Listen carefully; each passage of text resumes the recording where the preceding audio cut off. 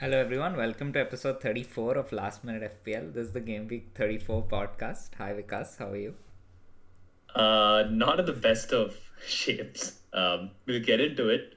But since we last left off, my beautifully planned Bowen and Vissa move just completely exploded from the fact that I just didn't do anything. I completely lost track of time and missed the deadline.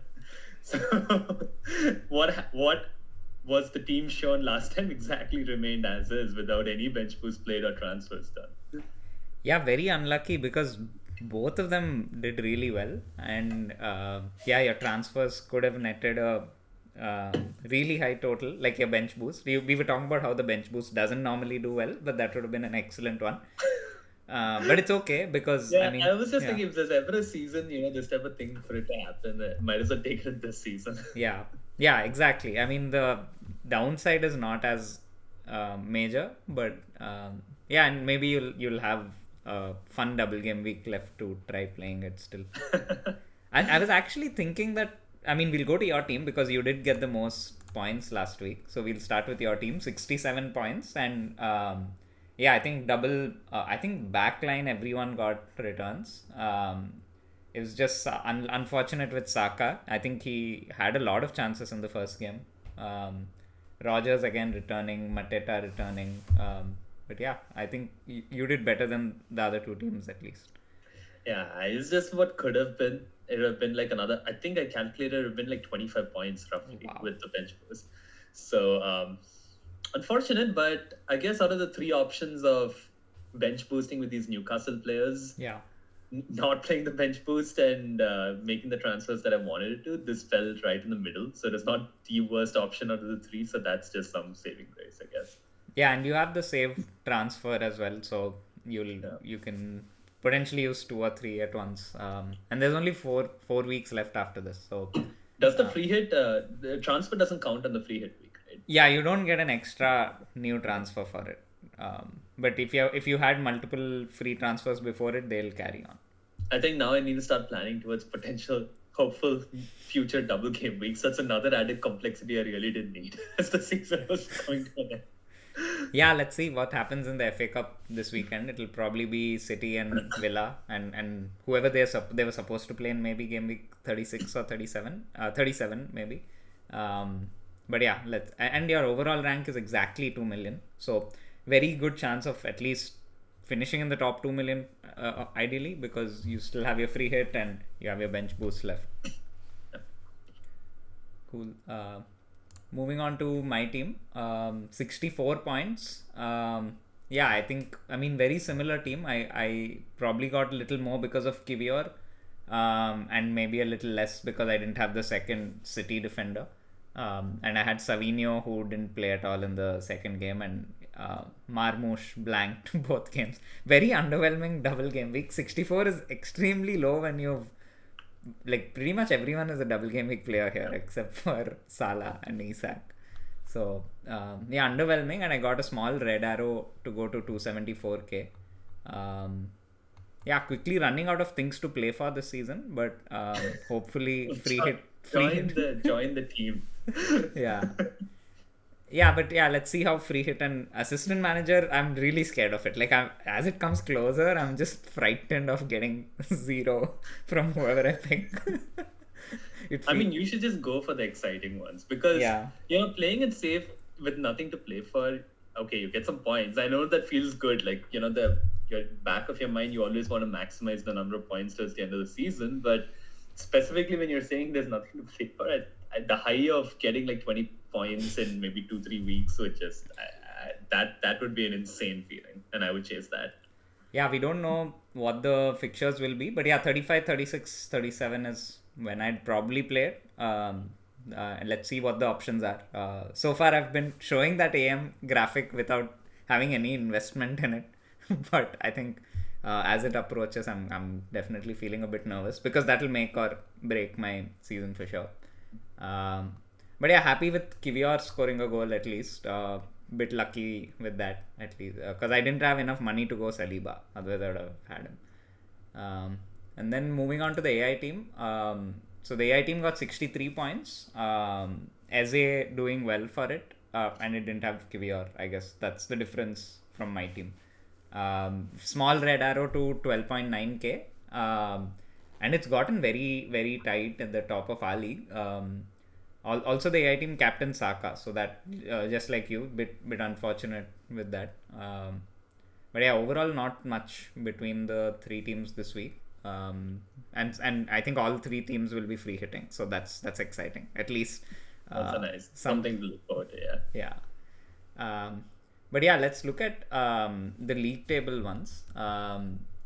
And yeah, it's very tight at the top because Alan Evans had an amazing week, getting 85 points, and now there is a tie for second spot with the AI team and Alan Evans and the exact same points, and Conte is 7 points ahead, but they don't have a free hit this week, and they have a lot of players blanking. So yeah, different chips left. I think there's the AM left for the AI team and maybe triple captain left for the other teams. I'm not sure, but yeah, it's going down to the wire for sure. Yeah, very exciting. Yeah, I mean, I think we will have something in the last day if you have a live stream in mind. I think there will be something exciting happening in this league, which is good. Yeah, I fell down a couple of spots to 14th, and I think you stayed at the same spot on 30th. But yeah, if you had played the bench boost, you would have definitely gained a lot more. Yeah, I just saw, like, even with the bench boost, I would like shot up all the way to 29th. Like, if I made the transfer, I played the bench boost. So, okay, sure. I missed out on 29th, I guess.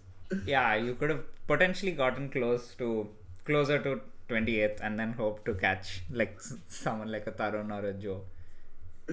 Yeah.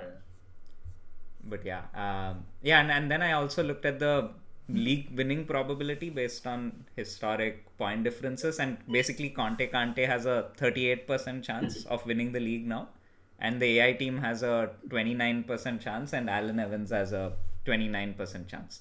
I think Erand and Vishnu have around 1% chance each, but basically it's a 3-horse race. Cool. Moving on to last week's results, we had 12 fixtures this week because of the 2 doubles. Yeah, maybe that's a good place to start. We can start with Arsenal's double. They had a 4-0 win against Ipswich. Quite a bit of rotation, and then a 2-2 draw against Palace. Again, some rotation. Saka getting less than 60 minutes in both games.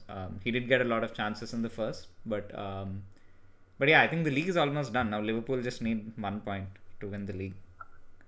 Does that, I mean, what does that make Salah? Like, maybe getting rid of Salah for some other players might be interesting, with this, if he's going to get rotated, especially.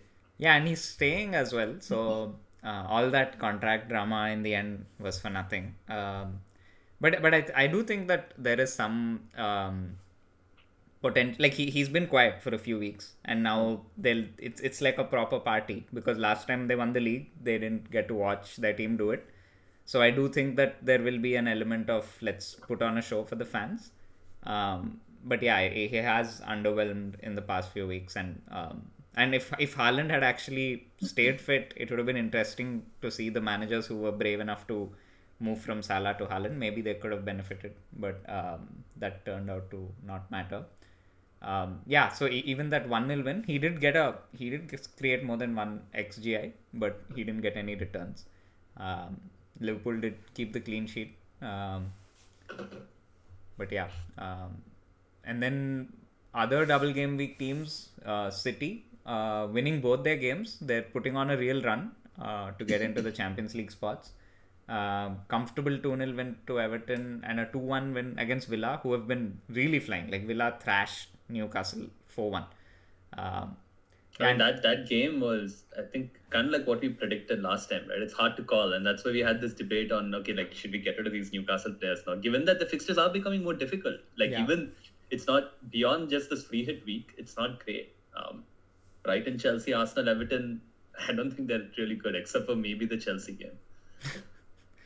But that's a tricky game too, because that's a shootout for Europe. I mean, there are 5 spots for Champions League, so I think Forest, Villa, Chelsea, City. They'll all be fighting for those three spots. Um, but yeah, definitely Newcastle are not a must-have anymore. There are like it's a good team to bet against, I would say. And maybe you can move to someone like a Brentford after this free hit week at least. Um, any other game that stood out to you? I think Brentford 4, Brighton 2, Mbumo getting 18 points. That Crazy. was just And a Visa with 11 as well. Visa's been yeah, very consistent. He's been really good in a season where, there have not been too many good forward options. yeah, Maybe like Wood, Visa, that's it. Isaac, Holland. yeah, and Brentford. Very, Sorry. very consistent, and he's a player I wish I owned for a longer period of time. Yeah. I really did want to get him. Yeah. Good options though.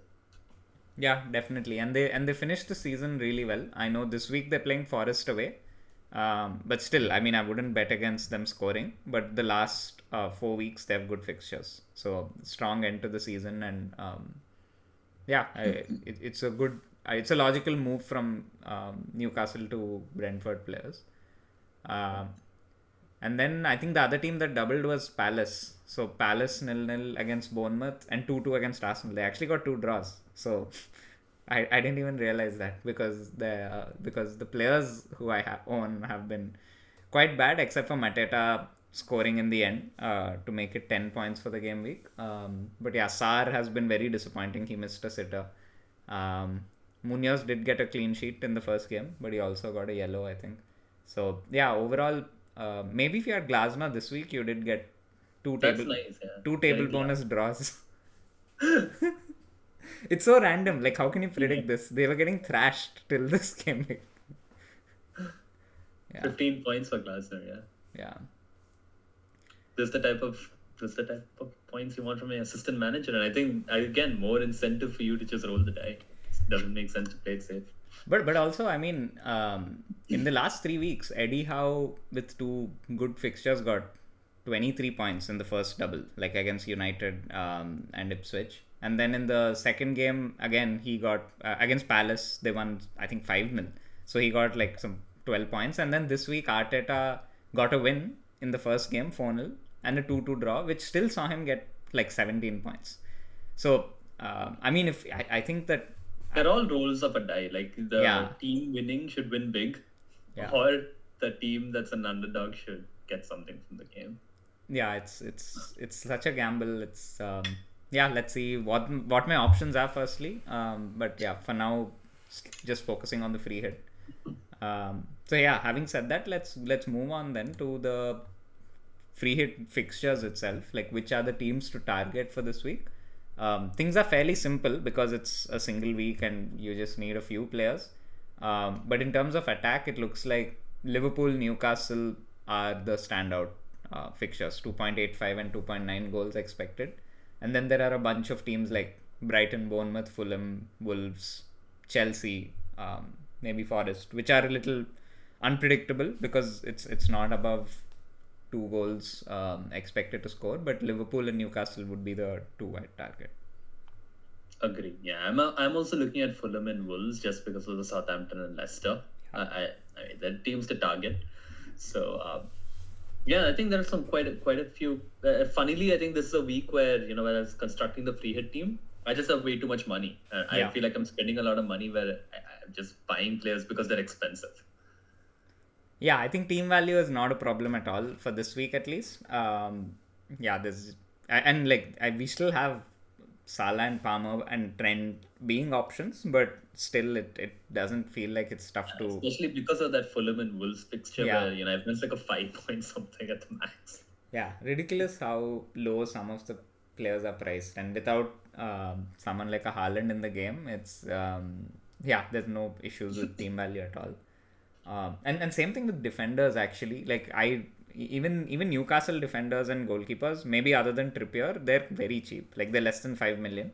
And of course Wolves defenders are very cheap as well. And I think the 3 teams that stand out here are Newcastle, Chelsea and Wolves in terms of clean sheet odds. I don't know how Chelsea is so up high. It might be because of Everton's inability to score. That's probably the reason. Yeah, I think Everton have been very poor in the last few weeks. They've not created much. And yeah, like now pretty much all teams are safe as well, like, from relegation except the bottom three. Even United is officially safe from relegation as of this week after their 1-0 loss to Wolves. Uh, Thankfully, yeah, Ipswich also didn't do well. But yeah, I don't think these teams have anything to play for, and it'll be interesting to see which teams actually go on the beach. So these teams that are going for Europe, I feel, will still have good motivation to go for it. Yeah. And then apart from the top three in clean sheet odds, I think Liverpool and Fulham are also interesting because if Trent plays, I think he could get attacking threat. So like it's better than the 38% you see here because Spurs also have an eye on Europe, and they may not play their best team. And Fulham against Southampton is also something I'd rate maybe a little higher than this. I know Southampton do score the odd goal, but compared to the other teams, I just think they're very bad. Like maybe they're on par with Leicester. So I would still be okay going with a Fulham defender if you have a spot available. Yeah, but I think Fulham have been bad. That's the thing that's like putting me off. Although I do have a Fulham defender in my draft at the moment. Yeah, I'm still debating the Fulham versus Chelsea. I think Newcastle, Liverpool, Wolves. I feel are yeah, Newcastle, Liverpool, Wolves are 3 or my 4 defenders. The fourth one is the one that I'm debating between Chelsea or Fulham, someone else. Cool. And yeah, in case someone, so I saw this one team on Twitter where they had activated their assistant manager in game week 33. And they were hoping to free hit this week. But the problem is the assistant manager is active for 3 weeks. So yeah, if you're someone who, or if you've planned better and you still have the assistant manager, I think this week the standout is Eddie Howe against Ipswich at home. There's 94% chance of win or draw. This is probably the highest I've seen. I think last week also we saw something which is crazy high. But yeah, 81% chance of win is probably the best. And in terms of table bonus, yeah, usually it's whoever plays against Forest. So Brentford against Forest away with a 56% chance of. Yeah, I think what about Man United versus Bournemouth? 43%. That's quite bad. 40 and also United are gonna play a very random team. It's Amorim said it, and he didn't play Bruno in the previous game, and that was the first time I think in ages that Bruno was rested for any reason. I mean, I would anticipate this game they play almost at full strength because otherwise it'll be 2 weeks since these players play. Like, yeah, I think an important game. I think they'll play, but I think they'll get taken off early maybe because he clearly. I mean, they're on a hangover of probably a big moment for them in the season, and when the manager himself comes out and says, I hope the fans understand we're not going to care about the Premier League, it will seep into the players. So I don't think you can expect much from them. Plus, Bournemouth have been really good, and they're also going for European spots. So yeah, I don't expect too much from them. Yeah, if you're going for table bonus, I would go with Brentford. That's a good shout, I feel. Makes sense. Yeah. Cool. Moving on to the fixtures for this week. I mean, I'll quickly go through this slide because anyway we'll look at the free hit teams. But we already discussed which are the teams to target, which is Fulham, Wolves, Newcastle, and maybe Liverpool, Brighton, and Bournemouth as well. Depending, I think attackers are okay. I wouldn't really go for defenders for Brighton and Bournemouth. João Pedro is fine. He's suspended, so I think Welbeck is an option because of that. And he was in my team, and we'll talk about it when we come to the team. He was in my team till recently. Then I found out that Muniz is injured, so I got Raul into the starting 11. But yeah. And if you're not playing the free hit, yeah, we're into the business end of the season. This is the last few game weeks. Forest is at the top of the fixture ticker, and then followed by Ipswich, Wolves, and Leicester. Not the most exciting teams, you have to say, at the top. Arsenal's at the bottom, Chelsea's at the bottom, Liverpool, City are somewhere in the middle. Yeah, it's actually quite confusing who to bring in for the business end of the season. Maybe Brentford players after this week. Any thoughts? Yeah, I think Brentford, West Ham was also okay, but then I think West Ham was more on that Southampton game when I analyzed it last week. But yeah, I think Brentford is the team to target. But beyond that, I think the real players that you want are the players playing for something. I Yeah. think that's what we have to start looking at from next week on. I think this week, I think most teams, like for example, Liverpool still not won the league. Most teams will still kind of play for something. But next week on, we really have to focus on which teams have something to play for and which teams don't, because those teams might become the whipping boys.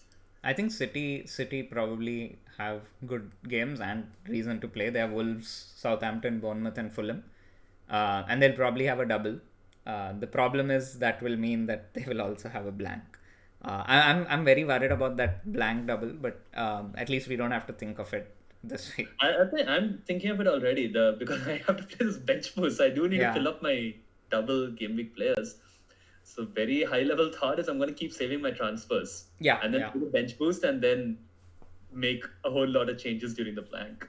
That That's the makes only sense option I have. actually. That's a good, like, your saved transfers will definitely help you in that case.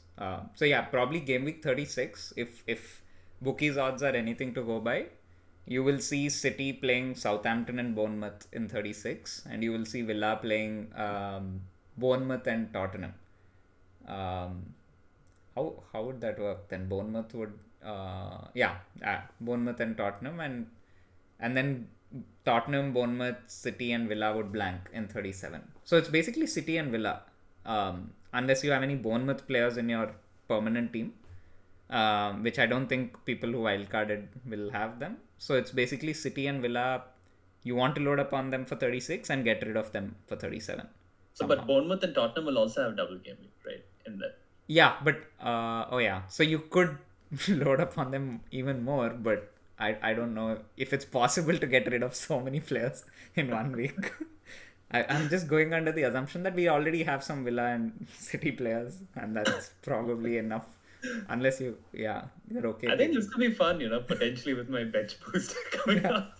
I don't know how it's gonna play out. I'm probably gonna have a fully blanked out team.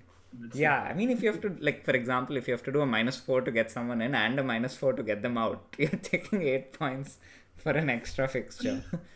But yeah, I mean, let's see what comes up in next week when we have more information on that. But yeah, let's move on. Let's look at what the AI's projections are position wise. So since this is a free hit week, I'm just showing this week's projections, and yeah, like you said, the team value hasn't been an issue. So the AI was actually able to pick the best 3 forwards, the best 5 midfielders, best 5 defenders, and best 2 keepers. With the constraints of 3 players per team. So the forwards that it's suggesting are Isak, Cunha, Evan Nilsson. I think that largely makes sense. Maybe I would have also expected to see Raul and Welbeck a bit higher. Yeah. Definitely I would expect Raul to be higher, especially with Muniz not there. But otherwise, makes sense. Yeah, I'm thinking I'll just copy the exact same team here for my free hit team and see how it goes. At least be successful once in this season. Yeah, and also I think Wood and Strand Larsen are also options that are going under the radar a bit. Like Wood has, I think, 15 goals at home this season. And I mean, it doesn't matter who he's playing. And Strand Larsen has Leicester, and probably he'll Wolves' attack will only get better with Cunha. So maybe you can double up. But yeah, Isak and Cunha are standouts for me. Like, I think that all free hits should have them. There's no reason not to. Mbomo was the one that I don't know because of the Forest game. Yeah. But I think they're playing Forest away. Brentford away have not been good, and Forest have been very good at home and throughout the season generally. And that's the only thing that I have a bit of a question mark on. But I don't really see too many better options. Yeah, I mean, I'm personally not gonna have Mbomo. I think that if you want to bet against, fine. Like if you want to bet against him, it's like he's got Forest away. It's a good chance to bet against. Like everyone's gonna have him. Even the people who are free hitting, a lot of people are going for him. I just hope he doesn't punish me too much. In terms of the midfielder projections, the AI rates Jacob Murphy very highly. I currently don't have him in my draft because now there's Gordon is back. you have Murphy, Barnes, and Gordon for 3 positions. And I'm sure Murphy will start, but he could be substituted early. So I'm not sure I'll go there, but I think Salah is a lock, Palmer is a lock, and Diaz is a lock in my team. And but the AI is basically going for Salah, Murphy, Mbumo, Palmer, and Diaz. I think it's pretty much the same for me in the midfield, except I have Bruno Fernandes instead of Mbomo, but it seems like a bad idea. Yeah, I'd get rid of him. Yeah, I mean it's just too much chaos that you like. I think it's a holiday feeling. Like it's like last day of school. You're about to go. You don't know if you're gonna pass the exams or not. Like that's, but you're currently not even facing the exams. It's just random last few days. I don't think there's any expectation from the fans or the manager. And then moving on to defense, yeah, I think this is also not much of a surprise. It's basically Aitnouri and Trent at the top. The only thing with Trent, I would keep an eye to see if Slot says anything about him not starting, because I mean there are good options like Newcastle defense is good, Fulham defense is good. Just one point, Sessegnon would have been amazing because he's playing right wing, but the manager did say that he could come off the bench. Like he didn't say it clearly, and I think that's enough to probably put me off him. I think I feel more comfortable with Robinson here. Fulham's defense makes sense, but yeah, I'm currently going with a double Newcastle defense because I don't have Barnes or Murphy or Gordon, so I'm going with Trippier and Pope and Aitnouri and Trent in defense, which means I don't have anyone from Fulham. But yeah, I think Leno is a great option as well. The AI personally is going for double Wolves defense with Jose Sa and Aitnouri. Cool. Nice. Let's now look at the free hit teams themselves. So yeah, this is the AI team's free hit. Jose Sa is yellow flagged. If he doesn't play, Leno will come in. But Aitnouri, Shar and Trent at the back. Salah captain, Luis Diaz, Mbumo, Palmer, Murphy, Isak and Cunha up front. And the bench is Evanilson, Sessegnon and Robinson. And I'll probably swap Sessegnon and I'll probably get rid of Sessegnon because of the manager's comments. Makes sense. This was before that. Nice team. I think Mbumo is the only thing. It's a good option, but the only player I would bet against here, yeah. Like you said. Yeah. But yeah, 12k and yeah, this should ideally be a week for it to be going back into the top 10k. Although probably around its rank, everyone will be free hitting to similar teams. So maybe not too much of a gain, but let's see. Moving on to my team. Yeah, similar team. But yeah, like I said, Pope and Trippier I'm going with. I'll wait to see what... Is Trippier going to play? Like, do you think he'll play for sure? Yeah, I think this week he's going to play. Like, he'll definitely play. And like, yeah, it's kind of probably a nostalgic pick also. Maybe not nostalgic. I do think he is on some set pieces. We know what he's capable of, and Newcastle defense is probably good, really good at home, and Ipswich are poor. So I'm okay doubling up on the defense. Although if I knew that one of the midfielders, like Barnes, for example, could be very exciting, but he could also be the one to make way for Gordon, because Gordon is a senior player at the club. He hasn't played for a couple of games, so I'm worried about game time. And I think there are alternatives, like Kluivert against United at home could be a good option. Although Bournemouth haven't really done well for a few weeks. I think Palmer is a lock for me. Diaz and Salah are also not going anywhere. Isak, Cunha, and I had Welbeck, but now it's Raul. Captaincy is something I'm actually considering, because I think it's possibly a good chance to go with Isak for Ipswich at home. But it is a Liverpool title party, and it's Tottenham. I mean, sure, Isak might be good, but I really, really, really like the Salah versus Tottenham at home. So 30 seconds before we recorded, I had a different screenshot with Isak as captain, because I really was like, no, I'm gonna go for it. And then I was like, I'm probably not gonna do that. Yeah, and then I was like, it's okay, let me just be upfront about it. So Yeah, I think double defense of Newcastle is the only thing I'm a bit concerned about. Like, if I could put a Chelsea or a Fulham defender there and somehow get an attacker, I don't mind doing that. But it's just the 10th and the 11th spots. So I'll just play this team and see how it goes. And hopefully I get a green arrow and then. No, this team is very good. I mean, my team is a bit of a shambles, but this team, I think it looks already set for the week. Looks good. Yeah, and then I'll just look forward to the assistant manager next week or next to next week, depending on 35 to 37, 36 to 38. It'll decide my season. So definitely excited about it, but yeah, it does feel like I'm about to play the roulette in Vegas. That is pretty exciting though. Yeah, moving on to your team. Very similar to almost all the other teams we've seen. I think the main differences here are Robinson defense. I don't know whether I'll have him. I might play Reece James or Cucurella. I have half might play Cucurella or James just to get some Chelsea players in. I don't think I'll own any other Chelsea player apart from this week, so just get them in. Bruno Fernandes probably is going out, so those are the only two notable I think differences. The bench is I don't know, kind of random. Mazraoui is there. I don't know why, but he's there at the moment. Bench, I think third sub anyway doesn't matter. So I think there's fair amount of rework required here, but I think the crux of the team is going to remain the same except for Bruno, maybe Robinson.